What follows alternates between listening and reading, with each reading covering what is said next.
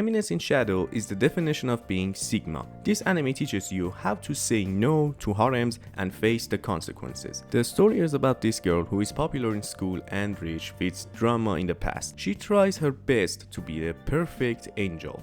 But there is a boy in school who annoys her by telling her name wrong or ignoring her in every possible way and more. One night, she getting kidnapped and then saved by a mysterious fighter. I'm back, man. And you have been bamboozled because the story is about this girl. It's about this guy, Seed Kageno, who is a badass fighter and a Sigma. His dream is to become the side character of the stories in day and be Batman at night. I'm back, man. Or more accurate, to be the Eminence in Shadow. Or in English and short explanation, the person who is the mastermind behind the incidents. And in order to become this person, he must become powerful. And in order to become powerful, he needs More power. I need more power. I swear to God, his English is the best. But there is a problem, and that is the human limits. For example, you can beat someone in hand-to-hand combat, but how about a fight with guns? You can become the master of martial arts and survive or even win, but how about a nuclear bomb? How do you going to survive in a nuclear bomb attack? Well, the answer for that is to become the nuclear bomb itself. I am atomic.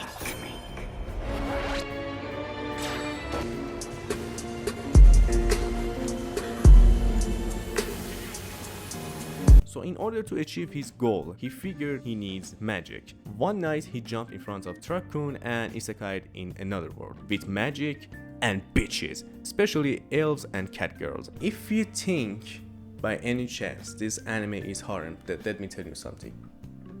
You are not correct, because Seed don't care about girls or anything like that.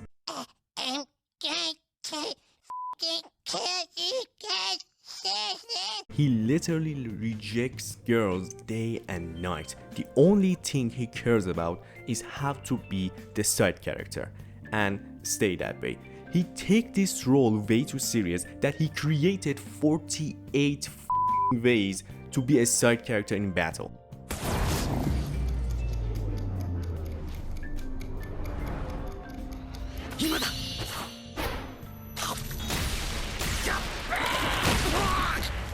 And not only in battle, but in every possible situation, in every possible way, he makes himself look like an idiot. Now you are definitely going to say the plot of this story doesn't make any sense at all, and you know what? You are right, because the plot of the story meant to don't make any sense at all. And you know the reason of it? Because this guy made up the entire plot of the story and didn't think about it. He just made it up by accident and everyone believed it. You serious? Believe me when I say this is about to get worse, because this isn't the only time something like this happened in the show. There are so many other times, and I'm going to show you some examples. When he was experiencing with magic and curses, he accidentally turned back a curse into a girl. When his sister got kidnapped,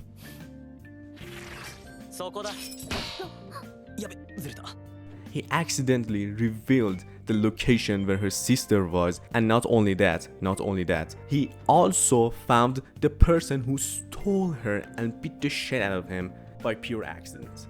If by any chance you are not convinced that this anime is really bad, then let me show you how cringe Sid is. Well, technically the entire anime is cringe as fuck. There is one scene where Sid dared to ask a girl to go out with him, but not just any typical girl, a popular one. And every boy in that school tries to ask her out, but every single one of them rejected by her. So Sid accepted there and asked her to be his girlfriend, but in the perfect way to look like a background character and a simp. And you want to guess what happened? She accepted him. And you know what is more cringe than this? The fact that Sid don't have a clue that the cult he's fighting with is actually real, because he thinks everyone playing with him in this act to make him look cool. Now we ask ourselves, why do we have to watch this anime where anything doesn't make any sense? Well, to answer your question, I need to tell you guys something first. You are watching this anime in the wrong way. Let me explain. When we watch an anime, we always know that an anime is a comedy or a drama before we even start watching the anime. In here, we didn't know, and when we watched it, we took it serious, and because of it, we didn't enjoy the anime, and also we started to hate it. So the best way to enjoy this show is to don't care about the plot, because no one can understand what in the fuck is going on here. And if by any chance you found someone who understood the plot, even understood enough to explain it to you, then let me tell you something. Congratulations, you found a fucking nerd who has nothing better to do with his life, and he's also a liar, because there is no one, literally no one, who can understand what the f is the plot of the story. So about the plot of the story.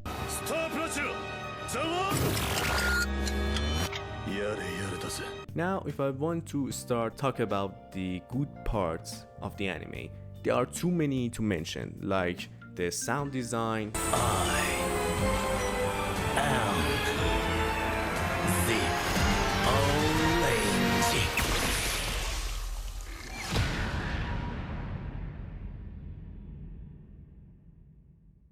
Atomic. animation, fight choreography, and more. If I want to talk about one of the main things that I enjoyed about this show, is the matter of fact about the details and the thoughts behind every part of the anime. For example, did you know in the first episode that everyone once bamboozled actually hinted that Sid is the main character in different ways? From the sound of his bag when he dropped it to the ground, to the sound of his shoes. But the one thing that I enjoyed more than detail is the level of comedy and criticisms in this anime. The jokes and criticisms in this show are next level. You can easily compare it to some other comedies like Konosuba or One Punch Man. 僕が金になびく男に見えるとでも見えるわ。